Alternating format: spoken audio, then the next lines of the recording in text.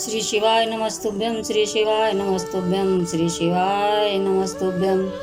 श्री राम श्री राम श्री राम श्री राम। राम नाम लड्डू गोपाल नाम घी, शिव नाम में श्री घोर घोर पी। श्री शिव जी पार्वती जी से कहते हैं कि हे पार्वती सुनो, मैं श्री राम जी की कथा तुम्हें सुनाता हूँ, जिनको तुमने श्री रामचंद्र जी के साथ भाई लक्ष्मण को देखा, जो मुनि वेश धारण कर वन में घूम रहे थे। हे भवानी, जिनके चरित्र को देखकर सती के रूप में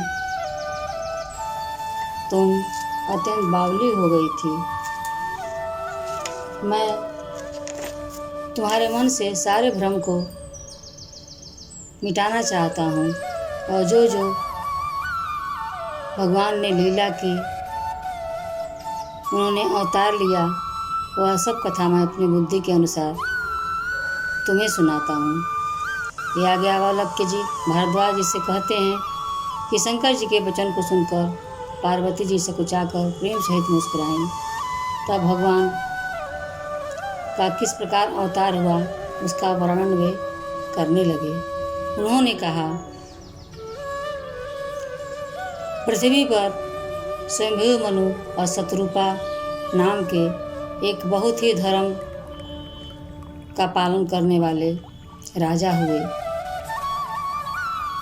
उनके दो पुत्र थे, उत्तानपाद और प्रियव्रत। उत्तानपाद के ही पुत्र का नाम ध्रुव था, जिनकी प्रशंसा वेद और पुराण करते हैं। उनकी एक कन्या भी थी जिसका नाम देवहूति था, जिसका विवाह कर्दम ऋषि से हुआ। उनके गर्भ से कपिल मुनि ने अवतार लिया। बहुत दिनों तक घर में रहते रहते राजा ने सोचा कि विषयों से वैराग्य नहीं होगा, श्री हरि के भक्ति के बिना यह जन्म व्यर्थ है। तब उन्होंने जबरदस्ती अपने पुत्र को राज्य देकर स्त्री सहित वन की तरफ गमन किया और नैमिषारण्य पहुँचे, जहाँ बहुत सारे सिद्ध मुनियों का समूह बसता था। फिर वहाँ से घूमते घूमते वे गोमती किनारे जा पहुँचे। वे मुनियों के समान वस्त्र धारण करके नित्य ही संतों के समाज में पुराण कथा सुनते थे और 12 अक्षर मंत्र ओम नमो भगवते वासुदेवाय का प्रेम सहित जप करते थे। श्री हरि को प्राप्त करने के लिए उन्होंने कंदमूल फल खाकर जल के आधार पर तप करना शुरू किया। उनके मन में यह निरंतर अभिलाषा थी कि उन प्रभु को हम अपनी आँखों से देखें, जिनके अंश से शिव ब्रह्मा और विष्णु प्रकट हुए हैं।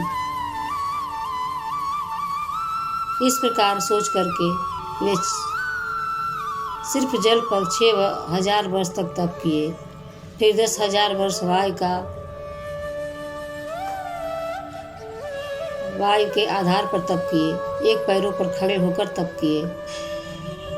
तब उनके पास ब्रह्मा विष्णु और शिव जी आए और कहे कि वर मांगो, लेकिन उनका मन नहीं डिगा, क्योंकि उन्हें तो सर्वज्ञ प्रभु का आश्रय चाहिए था।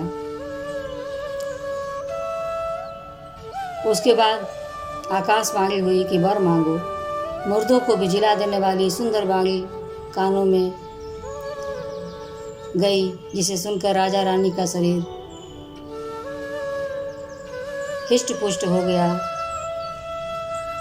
और मन को सुख देने वाली आवाज़ को सुनते ही उनका शरीर पुलकित हो गया। तब मनु जी दंडवत करके बोले, प्रेम हृदय में समाता न था। हे प्रभु सुनिए, आप सेवकों के लिए कल्प वृक्ष और कामधेनु हैं। आपकी चरण रज की ब्रह्मा विष्णु और शिव जी में वंदना करते हैं। आप सेवा करने में सुलभ हैं तथा सब सुखों को देने वाले हैं। आप शरणागत के रक्षक और जड़ चेतन के स्वामी हैं। हे प्रभु, अगर आप हम पर प्रसन्न हैं तो मुझे यह वर दीजिए कि आपके समान ही सुंदर,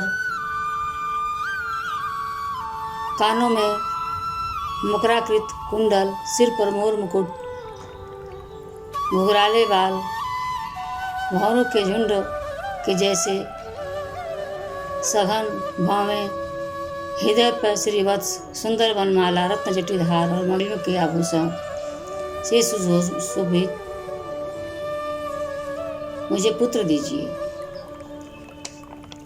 भगवान बोले, मैं अपने समान दूसरा पुत्र कहाँ से लाऊंगा?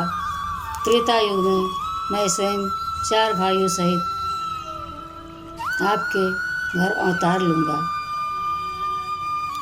एक कथा ये है। दूसरी कथा भगवान के अवतार की सुनिए। एक राजा था जिसका नाम प्रताप भानु था।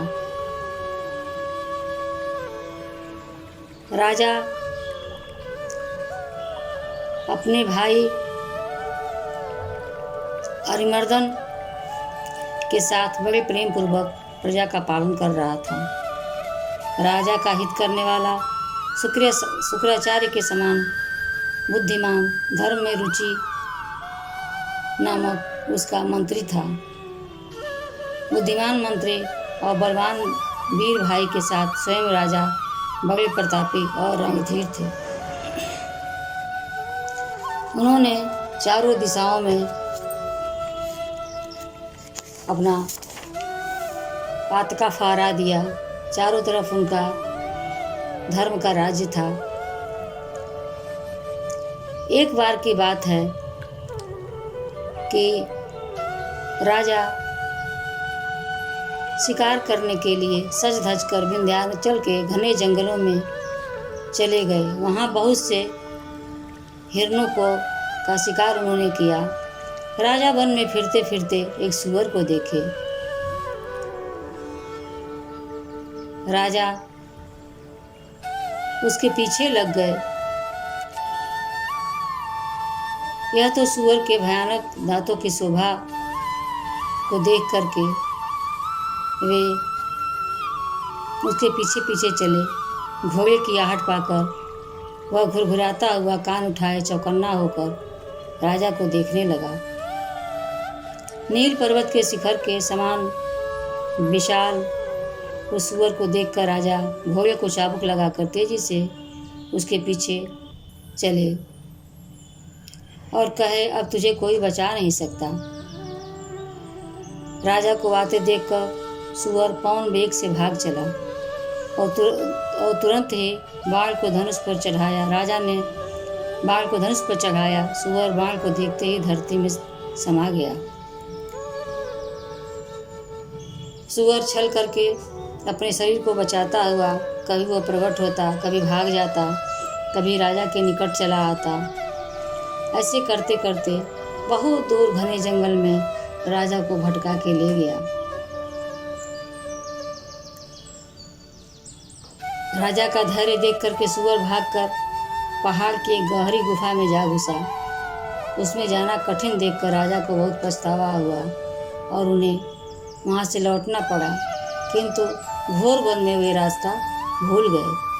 बहुत परिश्रम करने के बाद भी राजा रास्ता नहीं खोज पाए। भूख और प्यास से व्याकुल होकर के नदी और तालाब को खोजने लगे।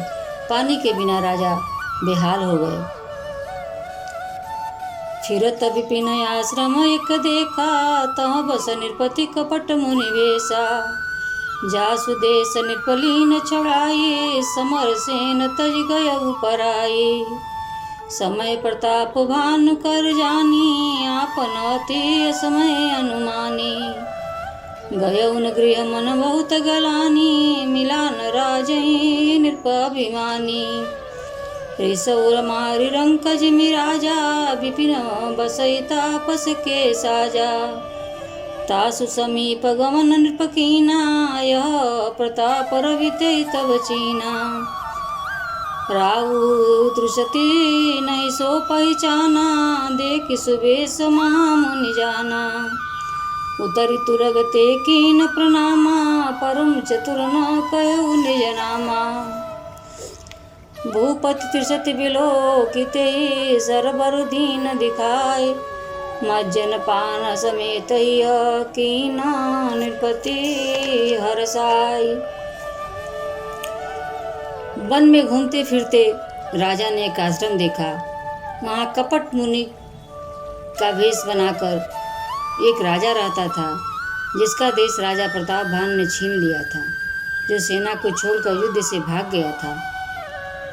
प्रताप भानु का समय अच्छा जानकर, अपना बुरा समय जानकर उसे बड़ी गलानी हुई और वह घर न जाकर के अभिमानी राजा जंगल में चला गया। दरिद्र की भांति मनही में क्रोध को मारकर वह राजा तपस्वी के भेष में वन में रहने लगा। राजा प्रताप भानु भी उसी के पास गए। उसने राजा को तुरंत पहचान लिया। राजा प्यासा होने के कारण उसे पहचान न सके। सुंदर वेश देखकर राजा ने उसे महामुनि समझा और घोड़े से उतरकर उसे प्रणाम किया, परंतु बड़ा चतुर होने के कारण राजा ने उसे अपना नाम नहीं बताया। राजा को प्यासा देखकर उसने सरोवर दिखला दिया। हर्षित होकर राजा ने घोड़े सहित उसमें स्नान किया और जलपान किया। श्री राम श्री राम श्री राम। श्री शिवाय नमस्तुभ्यं, श्री शिवाय नमस्तुभ्यं, श्री शिवाय नमस्तुभ्यं। आगे की कथा अगले वीडियो में।